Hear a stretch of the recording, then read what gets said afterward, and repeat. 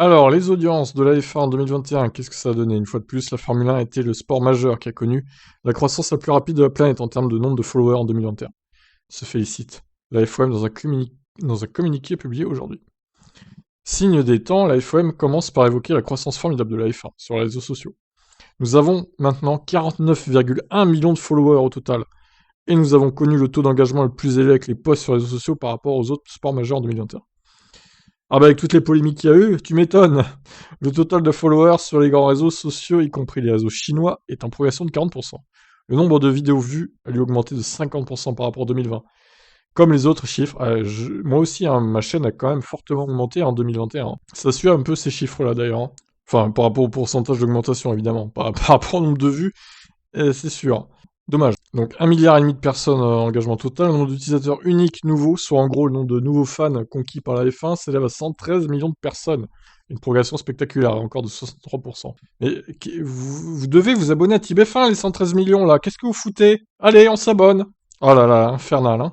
Le nombre de vidéos vues sur le web en lien avec la F1, sur YouTube, F1.com, F1 TV, les réseaux sociaux, a lui progressé de 44% pour atteindre 7 milliards 40 000 lions de vues.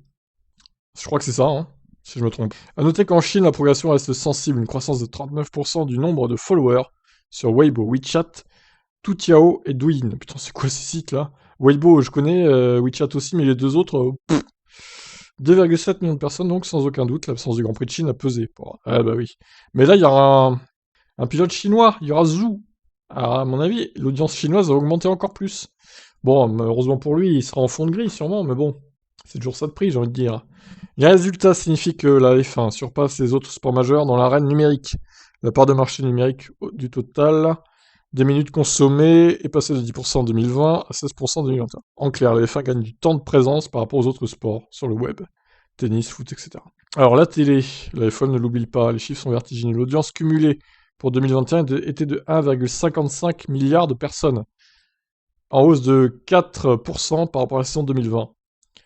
Ah, c'est pas énorme hein, la hausse, hein, finalement, vu ce qui s'est passé par rapport à 2020, qui était pas non plus très spectaculaire. La saison 2020, on va pas se mentir, il y avait beaucoup moins de courses en plus. La finale de la campagne à Abu Dhabi a établi une audience à 108,7 millions de personnes.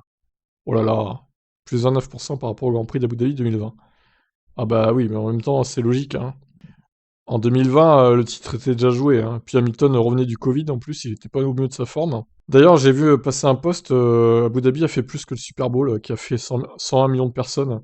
Mais bon, le Super Bowl, c'est surtout regardé aux États-Unis, hein. Un peu ailleurs dans le monde, mais globalement, les 90% de l'audience, c'est les États-Unis quand même. Les grands prix les plus vus ont été Bahreïn, 84,5 millions, et notamment Silverstone, 79,5, Monza 80 millions, et demi presque, Sao Paulo 82 millions.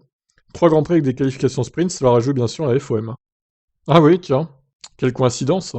L'audience moyenne par Grand Prix s'élève à 70 millions de personnes. Il s'agit d'une baisse nette de 23% par rapport à 2019, 91 millions. Mais d'une baisse à relativiser fortement, la F1 se déplace sur des chaînes payantes. Oui. Et également, de plus en plus de personnes regardent la F1 sur numérique. Une baisse quantitative qui peut donc être aussi un succès qualitatif, surtout en voyant les autres chiffres sur le digital. Le nombre de téléspectateurs uniques a lui d'ailleurs progressé de 3% pour s'établir à 445 millions de personnes. La géographie, si on passe des chiffres globaux aux chiffres régionaux, sans surprise, les Pays-Bas affichent une croissance record, plus 80% à la télé.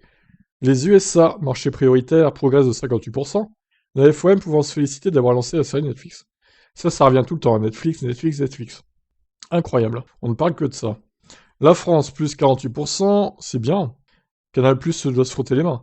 L'Italie, plus 40%, le Royaume-Uni, 39%, affiche aussi une grosse progression. En termes de téléspectateurs uniques, le marché le plus important est la Chine.